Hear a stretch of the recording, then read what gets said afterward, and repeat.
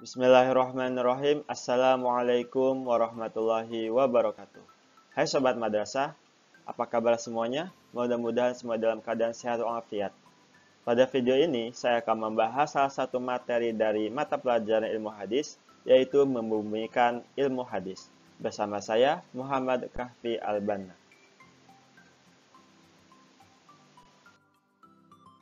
Ada 4 pembahasan pokok yang akan kita bahas pada materi kali ini. Yang pertama yaitu pengertian dari ilmu hadis itu sendiri. Apa sih sebenarnya ilmu hadis? Kemudian macam-macam dari ilmu hadis. Bagaimana pembagiannya? Kemudian ada kitab-kitab yang membahas tentang ilmu hadis. Baik dari zaman tabi'un tabi'in sampai hari ini.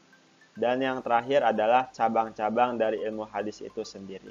Untuk lebih jelasnya, mari kita bahas satu persatu. Apa sih itu ilmu hadis? Ilmu hadis atau yang lebih dikenal dengan istilah mustalahul hadis merupakan salah satu cabang dari disiplin ilmu agama Islam yang lahir pada abad pertama Hijriah. Salah satu kegunaan dari ilmu hadis atau ilmu mustalahul hadis yaitu untuk mengetahui latar belakang perkembangan riwayat hadis, mulai dari zaman Rasulullah SAW sampai seterusnya. Dengan apa? Dengan tujuan menjaga, memelihara keaslian hadis-hadis Rasulullah SAW. Betapa urgennya ilmu hadis sebagai pedoman hidup umat Islam, sehingga para ilmuwan hadis mendapatkan penghargaan sebagai khalifah Rasulullah SAW yang diberikan rahmat oleh Allah Subhanahu wa taala. Sebagaimana salah satu bunyi hadis yang diriwayatkan oleh Imam At-Tabrani yang artinya dari Abdullah bin Abbas berkata, Rasulullah SAW bersabda, "Ya Allah, rahmatilah khalifahku." Kami bertanya, "Wahai Rasulullah SAW, siapakah khalifahmu?" Yaitu orang-orang yang datang setelahku.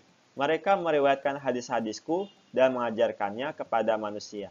Hadis riwayat Imam At-Tabrani di dalam kitab Mu'jam Al-Awsat. Demikianlah ganjaran bagi pelajar yang mempelajari ilmu hadis dengan penuh keyakinan dan mengajarkannya kepada orang lain, maka mereka memperoleh kasih dan sayang dari Allah Subhanahu wa taala. Lalu apa sih pengertian dari ilmu hadis itu sendiri? Nah, ilmu hadis ini dalam bahasa Arabnya ilmun bi usuli wa qawaidah ya'rifu biha ahwalus sanadi wal matni min haitsul qabul wa raddi. Yang artinya ilmu tentang kaidah-kaidah untuk mengetahui kondisi sanad dan matan dari hadis-hadis yang dapat diterima atau ditolak.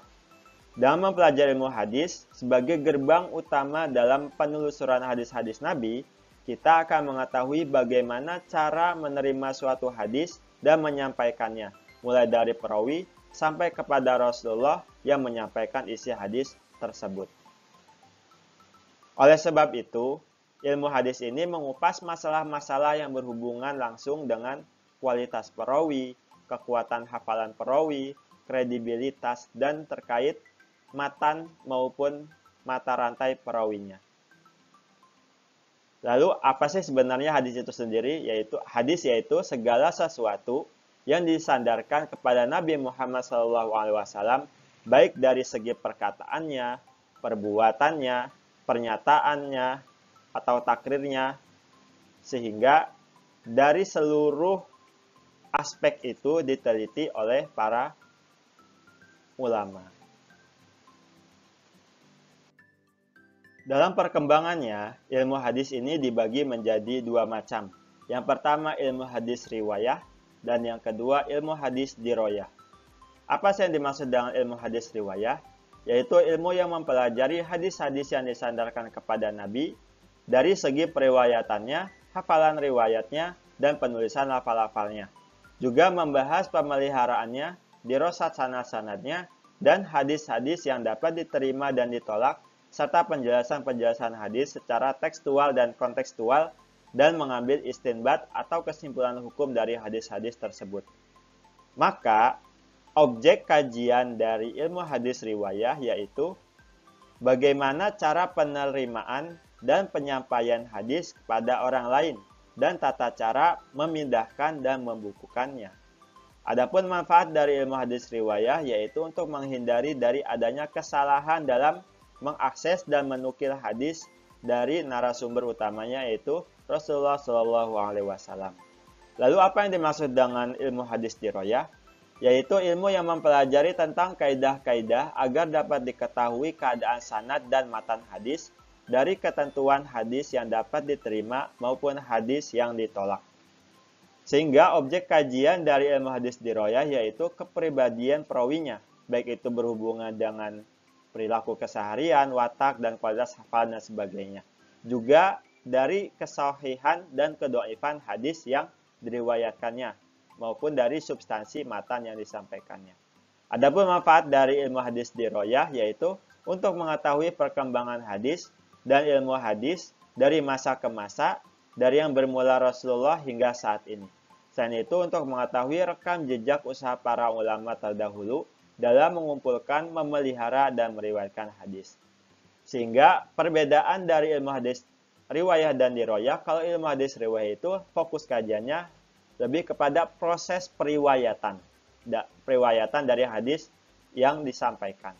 Adapun dari ilmu hadis diroyah yaitu objeknya, yaitu perawinya dan kualitas dari hadis tersebut. Itu yang membedakan antara ilmu hadis riwayah dan ilmu hadis diroyah.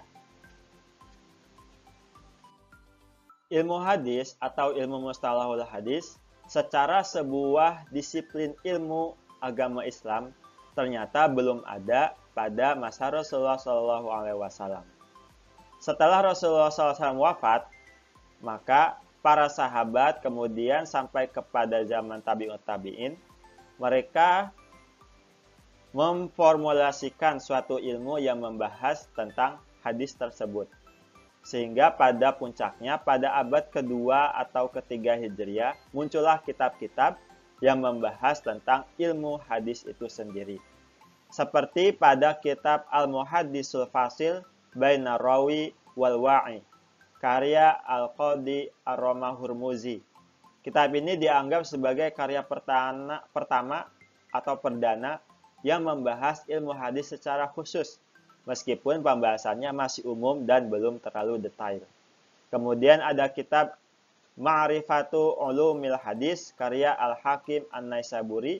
Kemudian ada kitab Al-Mustakhraj ala Ma'rifati Ulumil Hadis, karya Abu Nu'aim Al-Asbahani. Kemudian ada kitab Al-Khifayah fi Ilmi Riwayah, karya Al-Khatib Al-Baghdadi. Kitab ini lebih lengkap dan memuat tema-tema ilmu hadis yang lebih beragam. Kemudian kitab Al-Ilmu fi Dobati Riwayah wa Taqidil Asma, karya Al-Qadi Iyad. Kemudian ada kitab Mala Yasi'u Al-Muhaddisu Jahlah, karya Abu Hafs Umar bin Abdul Majid Al-Mayanzi. Dan yang terakhir ada kitab Ulumul Hadis atau yang dikenal dengan sebutan Muqaddimah Ibnu Shalah, karya Ibnu Shalah. Kitab ini menghimpun keterangan dari beberapa kitab sebelumnya dan merapikan sistematika penyajiannya. Kitab ini disyarah oleh sejumlah ulama berikutnya dan telah dijadikan sebagai kitab pegangan utama oleh para ulama generasi berikutnya hingga saat ini. Cabang-cabang ilmu hadis. Beberapa cabang ilmu hadis yang tumbuh dan dikenalkan oleh ulama mutaakhirin yang lahir dan bermula dari ilmu hadis riwayah dan diroyah. Sehingga dari ilmu hadis riwayah dan diroyah yang telah kita jelaskan sebelumnya, ini muncul turunan ilmunya. Yang pertama ada ilmu rijalul hadis, ada ilmu jarah wa ta'dil, ilmu fanil mubhamat, ilmu ilalul hadis, ilmu gharibil hadis, ada ilmu nasakh wal mansukh, ilmu talfiqil hadis, ilmu tasyrif wa tahrif, ilmu asbabil wurud, dan ada juga mustalahu ahlil hadis. Nah, di sini saya akan menjelaskan beberapa cabang-cabangnya. Yang pertama ada ilmu rijalul hadis. yaitu ilmu yang membahas mengenai riwayat hidup perawi hadis, jadi riwayat hidupnya dari kalangan sahabat, tabi'in, dan generasi setelahnya. Salah seorang penyusun kitab ilmu rijalul hadis yaitu Imam Bukhari dan Imam Muslim. Kemudian ada ilmu jarah wa ta'dil, yaitu ilmu yang membahas mengenai sifat-sifat perawi, sikap dan tabiat perawinya. Jadi membahas tentang kritik ya terhadap perawi tersebut, baik itu kritik positif maupun kritik negatif. Kitab Tabaqat Muhammad Sa'ad Az-Zuhri merupakan salah satu kitab di bidang ilmu jarah wa ta'dil. Kemudian ada ilmu Fanul Mubhamat, yaitu ilmu yang menyebutkan nama-nama perawi yang tidak tersebut namanya di dalam teks sanad atau matan hadis.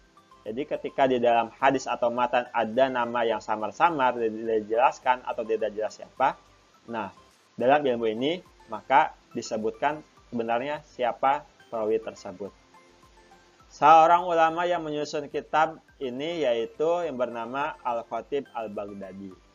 Kemudian ada ilmu Gharibil Hadis, yaitu ilmu yang menelusuri makna kalimat yang asing yang terdapat di dalam matan hadis yang kurang dipahami oleh khalayak orang Arab sendiri. Jadi, tidak semua orang Arab memahami isi dari hadis tersebut. Ada beberapa kata yang masih dipandang asing. Maka dalam ilmu ini dijelaskan sebenarnya maksud dari kata tersebut itu apa.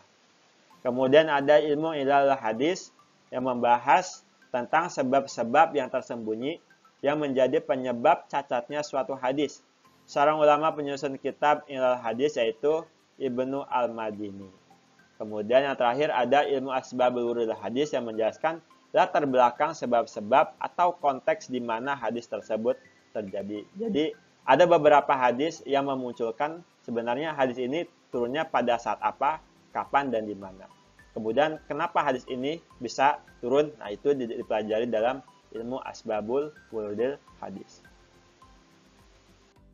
Demikian penjelasan dari salah satu materi ilmu hadis, yaitu membumikan ilmu hadis, baik dari segi pengertian, kitab-kitab, macam-macam, dan cabang-cabangnya. Semoga bermanfaat bagi kita semua, dan sampai berjumpa di video selanjutnya. Astaghfirullahaladzim wa akhiran. Wassalamualaikum warahmatullahi wabarakatuh.